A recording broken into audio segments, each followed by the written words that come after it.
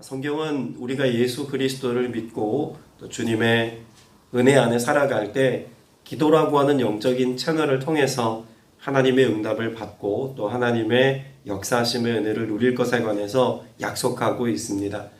때문에 기도에 관한 성경의 여러 교훈들은 이미 우리가 익히 잘 알고 있는 내용들이 많이 있습니다. 그 중에 우리에게 예수님이 가르쳐주신 기도의 한 방편 중에 하나가 간청하는 기도가 있죠.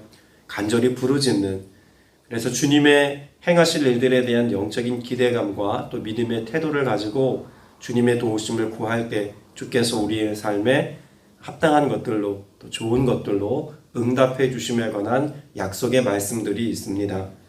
오늘 우리가 읽은 누가복음 18장도 사실 그런 맥락에서 이해하려고 하는 시도들이 일반적입니다. 그런데 오늘 우리가 잘 알고 있는 이 불의한 재판관에 관한 비유에서 예수님이 말씀하려고 하셨던 내용이 단지 우리가 간절히 부르짖고 또 응답될 때까지 주님의 도우심을 찾고 구하고 그렇게 주님의 은혜를 갈망하면 우리의 삶에 원하는 것을 그렇게 채워주시겠다라고 하는 뉘앙스로 우리에게 말씀하신 내용일까 의문을 던져보아야 합니다. 왜냐하면 이 본문의 말씀은 사실 그것보다 더 중요한 가치를 우리에게 가르쳐주고 있다는 점에서 그것을 보는 게, 더 본질의 문제를 보는 게 중요하다라고 말할 수 있을 것입니다. 애초에 18장 1절 말씀에 보면 예수님이 이 비유의 말씀을 하신 의도에 관해서 말씀하고 있습니다. 너희가 기도에 성실해라, 간절히 부르짖어라, 애통하면서 강청해라 라고 하는 기도를 가르쳐 주시기보다는 더 중요한 의도를 가지고 말씀하셨다는 것을 알 수 있죠. 자, 1절 말씀을 다시 한번 천천히 읽어보겠습니다. 예수께서 그들에게 항상 기도하고 낙심하지 말아야 할 것을 비유로 말씀하여 라고 가르쳐 주십니다. 자, 그러면 지금 예수님께서 왜 기도를 가르쳐 주셨습니까? 낙심할 때가 온다는 것을 염두에 두시고 가르쳐 주신다는 것입니다. 낙심할 때가 이르고 낙심할 문제가 곧 우리의 삶 가운데 닥쳐올 것이니 낙심하지 않기 위해서 무엇하라고 말씀하나요? 항상 기도할 것을 가르쳐 주십니다. 자, 그러면 이 비유의 말씀을 우리가 생각해 볼 때 왜 낙심하게 되었을까에 대한 질문이 있어야 합니다. 이 과부의 삶에 낙심의 이유가 있다는 것 아니겠습니까? 재판장과 이 과부의 관계 안에서 이 과부가 겪게 되어진 원한의 문제, 그 낙심의 문제가 무엇일까를 우리가 생각해 봐야 합니다. 3절 말씀을 보겠습니다. 그 도시에 한 과부가 있어 자주 그에게 가서 내 원수에 대한 나의 원한을 풀어주소서. 원수에 대한 원한이 있습니다. 그런데 이 문제를 누구에게로 가지고 갑니까? 재판장에게 가지고 갑니다. 일반적이지 않은 내용입니다. 유대인이라면 이 비유의 말씀을 들을 때 참 일반적이지 않다라고 느끼는 게 당연합니다. 왜냐하면 법정의 문제를 송사할 때 여자가 재판장에 가서 자신의 억울한 문제를 호소하는 예가 거의 없기 때문에 그렇습니다. 법정에 서기까지 과부라고 할지라도 아들이 대변하거나 아들이 없다면 가까운 친척, 아니 가까운 친척조차 없다면 먼 친척까지라도 동원해서 여자가 재판장에게 가는 것이 아니라 그 가족 중에 남자가 재판장에 가는 것이 일반적입니다. 자, 그러면 지금 이 과부가 재판장에게 자주 찾아가서 자기에게 억울함이 일이 생겼는데 이 문제를 직접 송사해야 되는 이유는 무엇입니까? 첫째는 남편이 없다. 그리고 남편이 없을 뿐만 아니라 넓은 의미에서 보면 나를 도와줄, 대변해주고 보호해줄 법적인 억울한 일이 생겼음에도 불구하고 이것을 송사해줄 누군가가 내게 없다는 것을 말씀해 주고 있는 것 아닙니까? 자, 그러면 낙심의 이유는 무엇입니까? 원하는 살만한 어떤 일이 낙심이 아니라 더 중요한 문제는 뭐가 문제일까요? 법적인 문제를 해결해 주기까지 나를 대신해 법정에 서줄 사람이 없다는 게 문제입니다. 그러니까 오늘 본문의 낙심의 문제는 원한의 문제가 생긴 것, 억울한 일이 생긴 것, 이것에만 초점 맞출 것이 아니라는 것입니다. 또 한 가지 우리가 알아야 할 것이 있습니다. 지금 이 과부는 누구에게로 찾아갔다고요? 재판장에게로 찾아갔습니다. 근데 그 재판장을 설명하는 내용을 보면 4절에 이렇게 기록하고 있죠. 그가 얼마 동안 듣지 아니하다가 후에 속으로 생각하되 내가 하나님을 두려워하지 않고 사람을 무시한다고 말합니다. 유대 전통에 재판을 하는 재판장이 따로 있었을까요? 없었을까요? 유대 사회에는 재판장이 없습니다. 근데 적어도 본문의 내용을 보면 이 과부는 유대인인 것을 알 수가 있죠. 그런데 재판장에게 갔다는 이야기는 이미 제사장에게도 찾아가고 또 바리새인과 사두개인들에게도 찾아가서 자신의 법적인 도움을 필요로 하는 것들을 도와달라고 요청했다는 것을 이미 알 수 있습니다. 그럼에도 불구하고 뭐 하지 못한 거예요? 도움을 받지 못했다는 겁니다. 그렇기에 누구에게로 찾아간 겁니까? 재판장에게 찾아가서 당시 로마의 법정에 호소하고 있는 겁니다. 그러니까 여기 나오는 재판장은 유대인으로서 재판의 문제를 해결해주는 그런 전통적인 중보자가 아니라 로마의 법정에 찾아간 지금 여인의 모습을 지금 기록해 두고 있는 것이죠. 왜 이 문제가 중요한 것일까요?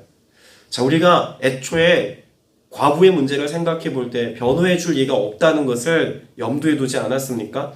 이것을 복음적인 관점에서 한번 생각해 보시기를 바랍니다. 지금 이 과부는 누구를 지칭하고 있는 걸까요? 예수 그리스도를 알지 못하는 모든 죄인들의 삶을 대변해 주고 있다고 볼 수 있습니다. 죄의 문제를 우리의 삶에 원죄를 비롯하여서 모든 죄의 문제를 해결하려면 반드시 누가 있어야 합니까? 우리의 죄의 문제를 변호해 줄 만한 누군가가 도움이 되어야 합니다.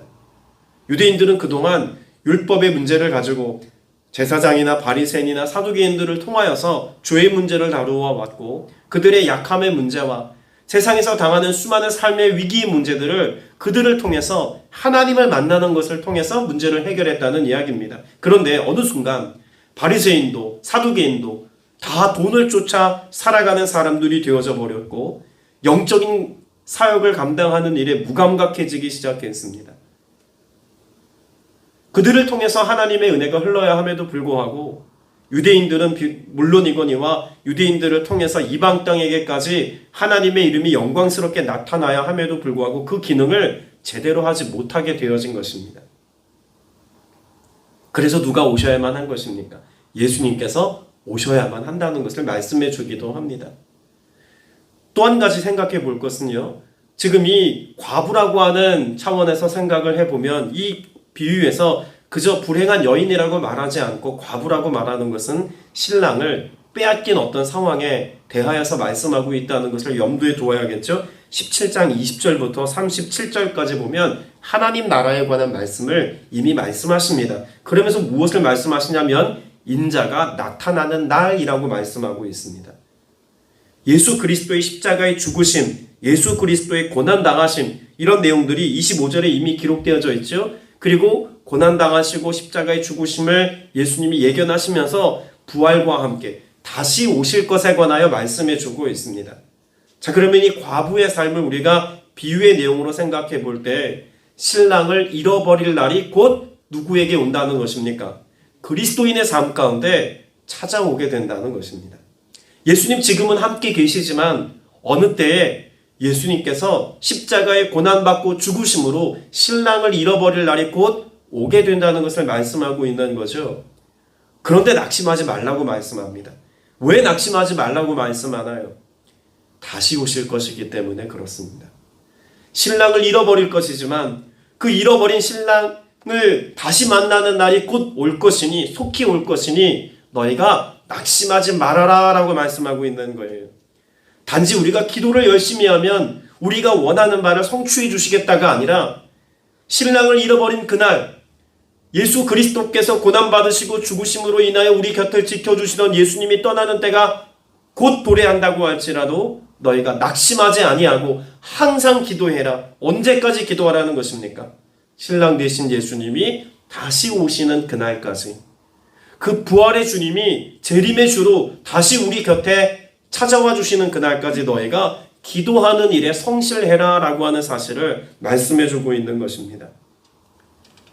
그러면 이 회복의 은혜, 우리의 삶에 원하는 바, 그 원한을 풀어주시기까지 주님이 어떻게 하시겠다고 말씀합니까? 7절 말씀에 보면 하물며 하나님께서 그 밤낮 부르짖어 택하신 자들의 원한을 풀어주시지 않겠느냐. 여러분, 원한의 문제가 해결되어지는 것은요, 단지 원한을 살 만한 어떤 일들이 해결되어지는 것보다 애초에 무엇이 더 해결되어지면 원한의 문제는 풀어집니까? 신랑을 회복하는 것입니다. 나를 변호해주고 내 삶의 문제를 법정에서 같이 다루어 갈 만한 신랑이 오면 원한의 문제는 애초에 생길 일도 아니라는 이야기죠. 그러면 여기서 하나님께서 단지 우리가 지금 원한의 문제를 가지고 있을 때 밤낮 부르짖으면 응답해 주시겠다. 물론 그것도 하나님의 은혜의 일부이지만 오늘 본문이 말하려고 하는 것은 신랑을 잃어버린 교회 성도들의 삶에 원한의 문제, 곧 죄의 문제가 해결되어지기까지 예수 그리스도는 우리와 함께 하시고 다시 오실 것이니 너희가 신랑을 잃어버린 그때에도 낙심하지 말아라 라고 하는 것을 말씀해 주고 있습니다. 자, 그래서 8절 말씀이 있는 것 아닙니까? 내가 너희에게 이르노니 속히 원한을 풀어주시리라. 그러나 인자가 뭐 할 때에? 올 때에 세상에서 믿음을 보겠느냐 하시니라. 이 8절의 말씀은 결국 신랑 되신 예수님께서 다시 세상에 오시는 날이 있을 것이다 라고 말씀합니다. 그런데 주님이 다시 오시는 그날에 이르기까지 주님은 그렇게 항상 깨어 기도하는 믿음의 성도들이 과연 얼마나 되겠느냐라고 하는 것을 말씀해 주는 것이죠. 단지 간절히 기도하면 응답하신다의 비유의 내용으로 보자면 8절의 말씀과는 아무런 연관이 없어 보이는 내용이 되어져 버립니다. 그러나 애초에 신랑을 잃어버렸다가 다시 찾음에 대한 내용으로 본다면 8절에서 인자가 올 때라고 기록되어져 있는 이 말씀의 의미가 같이 연결되어지는 것을 우리가 볼 수가 있겠죠. 자, 그러면 오늘을 살아가는 성도들에게 이 본문의 말씀을 통해서 주님이 비유로 가르쳐 주시려고 하는 본질은 무엇일까요? 첫째는 주님을 잃어버린 날이 우리의 삶에 찾아온다 할지라도 주님은 다시 오신다는 것입니다. 그러면 오늘 저와 여러분은 신랑 되신 예수 그리스도를 맞이하기까지 늘 깨어서 무엇해야 한다는 것을 말씀해 주고 있는 겁니까? 항상 기도하고의 삶을 살아야 한다는 것입니다. 아직 주님이 다시 오시지 않았잖아요. 우리가 살고 있는 이때에도 우리는 마라나타, 아멘 주 예수여 어서 오시옵소서의 삶의 고백을 가지고 마라나타의 신앙을 선포하며 다시 오실 주님을 대망하고 기다리고 원하는 삶을 살아야 합니다. 그런데 이 비유의 말씀을 읽으면서도 우리의 속내는 늘 어디에 있습니까? 간절히 말하면 내가 원하는 것이 채워지는 것에 대한 소망을 가지고만 기도하려고 한다는 것입니다. 그러나 우리의 기도의 초점은 어디에 있어야 한다고요? 다시 오실 주님에 대한 대망의 기도. 그 주님이 임마누엘을 주로 오셨던 것처럼 지금도 우리의 삶에 임재해 계시고 그 주님이 다시 오시는 그날 주의 문제를 영원히 해결하실 뿐만 아니라 영원한 하나님의 나라를 꿈꾸고 소망하는 자로서의 기도가 우리의 삶에 일어나야 한다는 것을 본문은 가르쳐주고 있는 것입니다. 이 땅에서 잠시 낙을 누리는 것으로서의 응답이 아니라 내가 오늘 하나님 앞에 의로운 백성이 되어서 그 거룩함으로 주님 앞에 나아가 다시 오실 주님을 맞이할 신부가 되어지기 위한 정결함의 기도, 그 은혜의 기도가 있어야 한다는 거예요. 더불어서 우리가 한 가지 생각해 볼 것은요, 이 과부의 원한을 재판장이 결국은 무엇 해줍니까? 들어줍니다. 불의한 재판장인데 과부의 원한을 들어준다는 것은요, 과부가 사회적인 약자이고 또 송사할 만한 억울한 일이 있음에도 불구하고 쳐다보지 않아도 되는 그런 과부의 모습이지만 무엇 때문에 지금 이 과부가 그 원한으로부터 자유하게 되었을까요? 우리는 간절히 혹은 자주 찾아가서 문제를 해결하려고 하는 모습에만 집중한 나머지 중요한 사실 한 가지를 놓치곤 합니다. 과부에게는 무엇이 없습니까? 신랑도 없지만 지금 과부에게는 적어도 이 문제에 대하여서 잘못이 없습니다. 불의한 재판관에 대비되어지는 모습은요, 과부의 삶에 억울한 일을 당했다는 것입니다. 그러니까 죄가 없다는 이야기죠. 잘못이 없다는 것입니다. 그렇기 때문에 억울한 재판장도 이 과부의 억울한 일에 대하여서 들어준다라는 이야기죠. 오늘 저와 여러분이 지금 억울한 일을 당하게 되어지는 원한이라고 하는 상황이 언제 찾아오게 되는지를 말씀하고 있냐면 신랑을 잃어버린 때, 여러분, 초대교회 공동체를 한번 생각해 보십시오. 예수 그리스도의 십자가 사건 이후 그들의 삶에 다가온 것은 무엇이었습니까? 세상의 관점에서 보자면 억울한 일입니다. 단지 예수 믿는다는 이유로 경제적인 손해를 봐야 했습니다. 예수 믿는다는 이유 때문에 박해받았습니다. 예수 믿는다는 이유 때문에 가족을 잃고 내 생명의 위협을 받았습니다. 여러분, 이거 얼마나 억울한 일입니까? 대단한 잘못을 한 것도 아닌 내 믿음의 삶을 선택한 이와 같은 삶에 신랑 되신 예수 그리스도를 잃어버리고 그들의 삶에 다가온 박해의 문제 앞에서 그들은 원한을 가질 만한 상황 아니겠습니까? 그런데 이와 같은 모든 원한의 문제가 해결되어지기까지 그들의 삶에 오직 예수님 때문에 당한 이 억울하고 심각한 박해의 문제 앞에서 주님이 다시 오시는 날 이것을 송사하시고 이 문제를 해결하실 때 우리의 무엇을 보시겠다는 것입니까? 의로움을 주님이 보시겠다는 것입니다. 그러면 여기 기도는 단지 우리의 삶의 문제를 해결하기 위한 기도가 아니라 우리의 어떤 모습을 유지하기 위한 항상성의 기도일까요? 주님 앞에 부끄럽지 않은 모습으로 신랑 되신 예수 그리스도를 맞이할 정결한 신부로서의 기도가 우리 안에 늘 있어야 한다는 점에서 항상 기도하라고 말씀하고 있는 것입니다. 우리 원하는 것을 채우기 위해서 항상 기도하는 것이 아니라 다시 오실 주님을 맞이하기에 합당한 자로서의 그런 기도의 항상성이 우리에게 있어야 그 주님이 우리의 삶에 속히 오시는 그날, 그래서 속히 원한이 풀리는 그날 주님께서 우리의 삶에 해결해 주시는 이 은혜를 맛보고 누리는 삶을 살 수 있다는 것을 말씀해 주고 있는 것입니다. 그래서 18장의 내용은 17장 22절 이하에서 말씀하고 있는 하나님 나라의 비유에 관한 말씀과 함께 읽어야 하고 그 뒤에 나오는 9절부터 14절까지 예수님께서 이 바리새인과 세리 비유에 말씀하시는 내용도 같은 맥락에서 이해를 해야 합니다. 무엇을 보시겠다는 것입니까? 아무리 바리새인, 세리 두 사람의 격차가 사회적인 격차가 난다고는 하지만 겸손히 내가 죄인입니다 라고 마음을 찢고 애통하며 자신의 연약함을 인정하고 주님의 도우심을 구하는 그런 믿음의 기도를 드리는 죄인의 기도를 주님이 더욱더 기쁘게 받으시고 의롭게 여기시겠다고 말씀해 주시는 것 아닙니까? 오늘 여러분의 기도의 초점이 어쩔 수 없이 우리의 삶의 현실의 문제를 가지고 기도할 수밖에 없습니다. 건강의 문제나 재정의 문제나 다급한 인생의 문제를 두고 기도하는 것 너무나 마땅하죠. 그런 기도가 불필요하다거나 잘못되었다는 것은 아닙니다. 그러나 우리의 삶의 진정한 해법은 주님이 잠깐 오셔서 우리의 삶의 문제를 해결해 주시고 떠남이 아니잖아요. 신랑을 잃어버린 바 된 우리의 삶에 이 문제를 해결하자면 단지 언젠가 오실 막연할 예수 그리스도 재림의 주님을 막연하게 마냥 기다리는 것에 대해서 말씀하고 있는 것으로 보지 마셔야 합니다.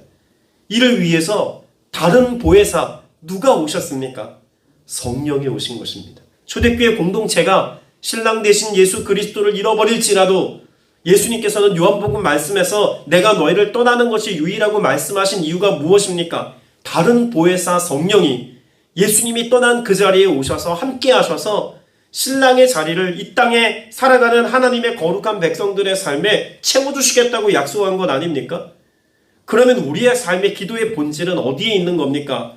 문제 해결에 있는 것이 아니라 문제를 해결하실 성령의 임재하심, 우리의 영원한 삶의 문제가 해결되어지기까지 다시 오실 주님을 바라보고 수망하는 믿음의 태도, 이것을 가지고 살아가는 것이 너무나 중요하다는 거예요.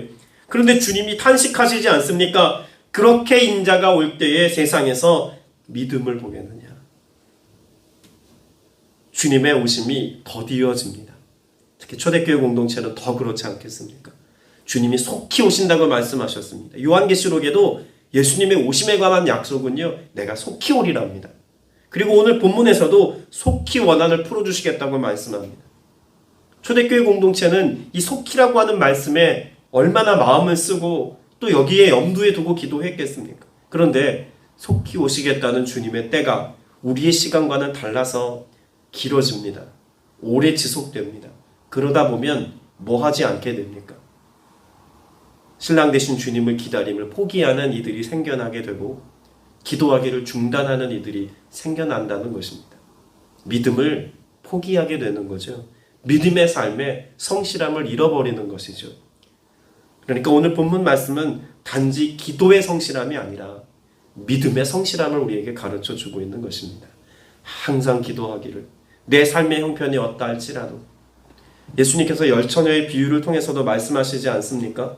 등불을 준비한 5처녀, 끝까지 주님이 오시는 신랑을 맞이하는 그날까지 기름을 잘 준비했던 그 여인들이 신랑을 맞이하는 것처럼 오늘 여러분의 기도는 그렇게 믿음의 기도요, 어떤 상황과 형편에서도 끝까지 주님을 신뢰하며 주님의 임재와 함께 하심과 은혜 베푸심을 소망하는 믿음의 기도가 되시기를 축복합니다. 그래서 사도 바울도 초대교회 공동체에게 기도를 가르칠 때 무엇을 가르쳤을까요? 갈라디아 교회 공동체에게는 이렇게 이야기합니다. 갈라디아서 6장 9절에 우리가 선을 행하되 낙심하지 말지니, 여기서 선을 행한다는 것은 무엇입니까? 착한 일하는 것만 이야기하는 거 아니죠. 복음을 전하고 주를 위해 삶을 살아가는 것을 이야기합니다. 그렇게 선을 행하되 낙심하지 말지니 포기하지 아니하면, 따라서 고백합시다. 때가 이르매 거두리라. 여기서 말하는 때가 이르면 언제일까요? 주님이 다시 오시는 그날입니다. 고린도후서 4장 8절에 고린도 교회 성도들에게도 사도 바울은 이야기합니다.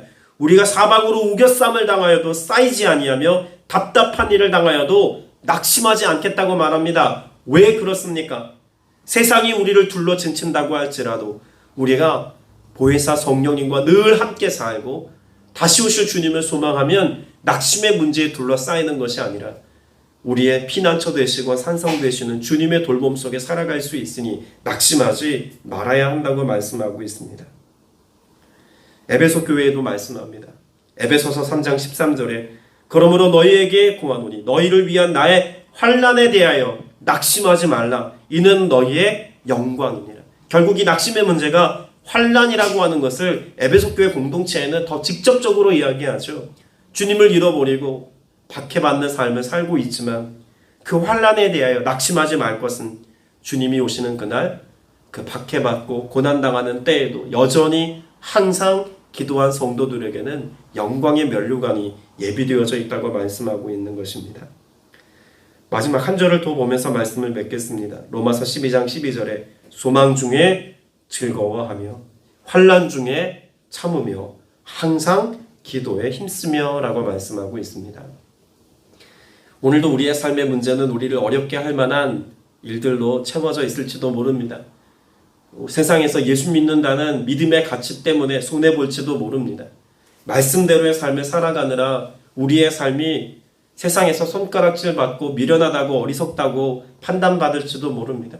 그럼에도 불구하고 여러분이 고난 주간을 보내면서 우리의 삶은 더욱더 그리스도의 고난에 참여하고 더욱더 예수 그리스도의 다시 오심을 대망하고 우리를 사랑하시는 신랑 되신 예수 그리스도께 여러분의 삶을 의택해서 그 주님을 향하는 기도, 주님을 맞이할 신부로서의 기도를 여러분이 드리셔서 더욱더 정결하고 거룩함으로 준비된 믿음의 성도의 삶을 사는 여러분 되시기를 주님의 이름으로 축복합니다.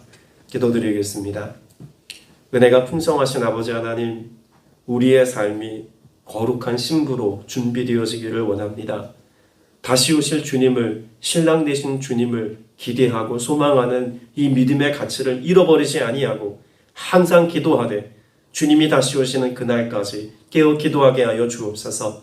우리에게 신랑 되신 주님이 다시 오시기까지 약속하신 다른 보혜사 성령으로 우리와 임재하셔서 늘 함께 하시겠다고 약속해 주셨습니다.